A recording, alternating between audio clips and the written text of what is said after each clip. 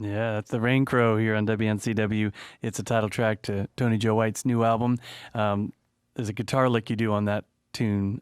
Reminds me a lot of that Closing In on the Fire that you did with Lucinda Williams back a few years ago on that album Heroines. All those Yeah, great collaborations. It yeah, reminds me of that, which we yeah. loved. Some of those is pretty close to that. There's just something about it. It's just like, oh yeah. And collaborations, you've worked with so many folks over the years. There's that album, Heroines, a great one. And then just various things here and there with the late J.J. Cale, right? Eric Clapton, Tina Turner, all these folks you worked with. Some of them aren't playing around as much anymore. Some of them, like Cale, have moved on. Any ones on your bucket list that you're still hoping to connect with, make some music with? Um, you know, all those people were my heroes. You know, and heroines, the girls too. Is like so. Not only them doing one of my songs, but me getting to go in the studio with them and play guitar and harmonica at the same time was, don't get no better than that. Hmm. So I covered most of the whole patch, and there was one person I think left on the earth that he hadn't recorded with yet, and about 2 months ago we put down a song.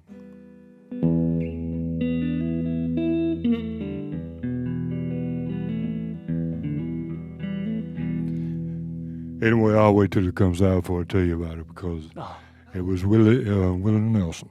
Okay. And he had always sung with everybody in the world, And every time I would send him a tune, I'd see him a good bit playing at golf tournaments down in Texas for benefits and stuff like that. And Willie would always come up and go, "Man, send me some more of them blues things. I like them blues things." I said, "Well, Willie, I've been sending them to you for 15 years or more, and you hadn't cut one yet." Anyway, he nailed this one. All right. It was really good. Is it gonna be the two of you together, or is it something he No, recorded on his own? actually,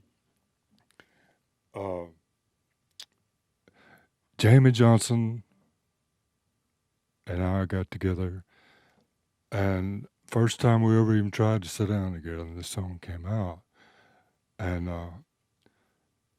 he said, "Man, I'm gonna send it down to Willie." And 2 weeks later, Willie calls and said, "Boys, I'm sending y'all a CD of with my band and me singing it." He said, "I want y'all to put your voices on it in spots and get Tony Joe to play some more guitar and maybe a little Spanish guitar in a spot." And so it was Jamie, Willie, me, and then Leon Russell was the other one. So by the time we got through, he had 4 of us going. Yeah. So it's going to be a real cool tune. That's good. Nice. Good. I would imagine Willie Nelson did a pretty good job with the Tony Joe White tune. Oh, he did, man. It was, you know how Willie sings and plays out of time and just goes off free with it every which way he wants to, which is what makes him good. Yeah. And he did it on listening, but God's voice, he sounded like he was 25 years old, man. The song really hit him. Yeah. It's funny. I mean, who doesn't love Willie, right? But it's funny how he's able to just still sound so young and vibrant. He does. He is. He's in it. What about you and music? You've been doing music so long. Anything in particular that keeps music fresh for you? Maybe it's getting together with guys like Willie Nelson once in a while. Maybe it's just, every time you go to sit at the fire, it feels new and fresh again, songwriting and everything.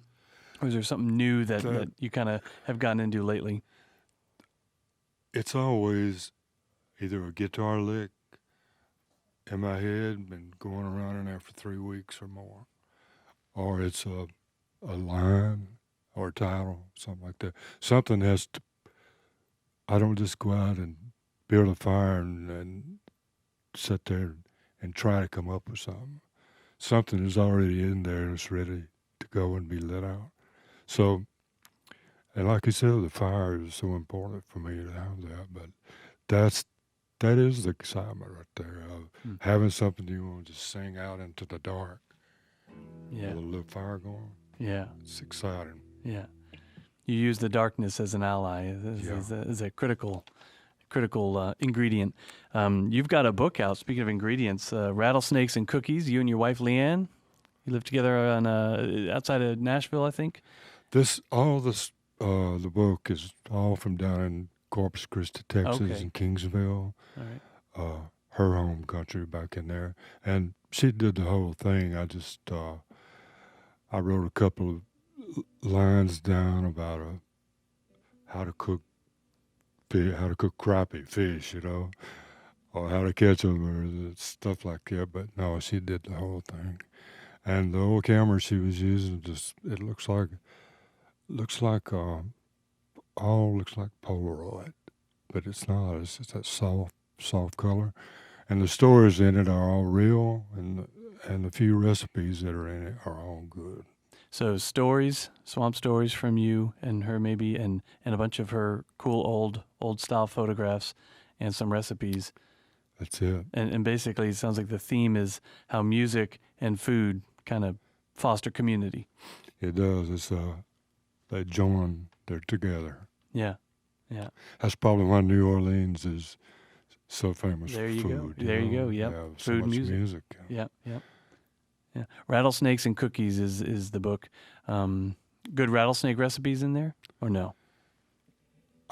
I really don't have any recipes for them, and Lynn don't either, but there is a picture of her holding about a 5.5-foot diamondback Oh yeah.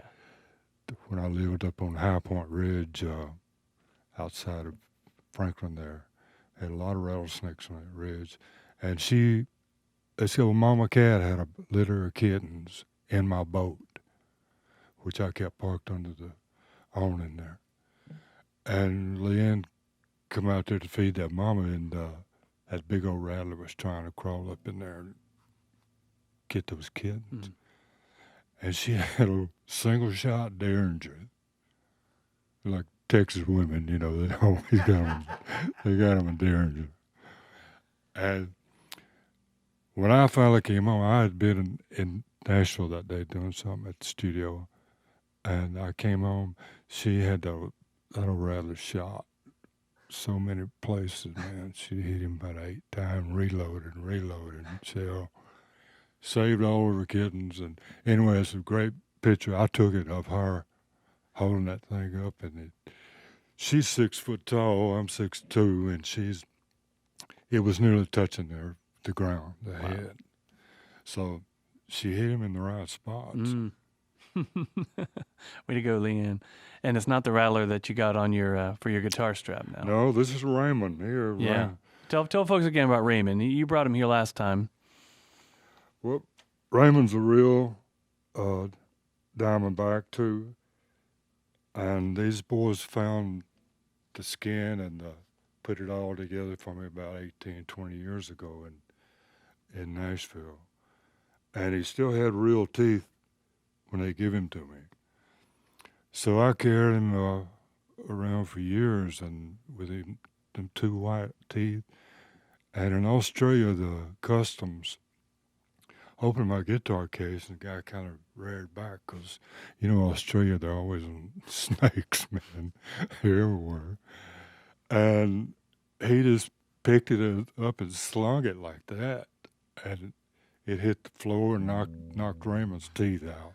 Raymond. And so I did the tour, and I came back, and at that time I had a little place up in Taos, New Mexico, and I had an Indian friend up there who was a jeweler, made jewelry. And I went in there, I said, "You got anything you could help me with my strap?" And Raymond's face, and he said, "I got a little piece of gold out back. Let me see what I can do." So he shaped them his teeth, and it's even better now because these teeth are 1/2 inch long, solid gold. And he's the only rattler on earth with gold teeth. Yep. Darn right he is. Yep. And the only one that knows maybe all of Tony Joe White's great swamp stories, or at least most of them. Tony Joe White here on WNCW Spindale, WSIF Wilkesboro. We'd love to get one more tune from you if you got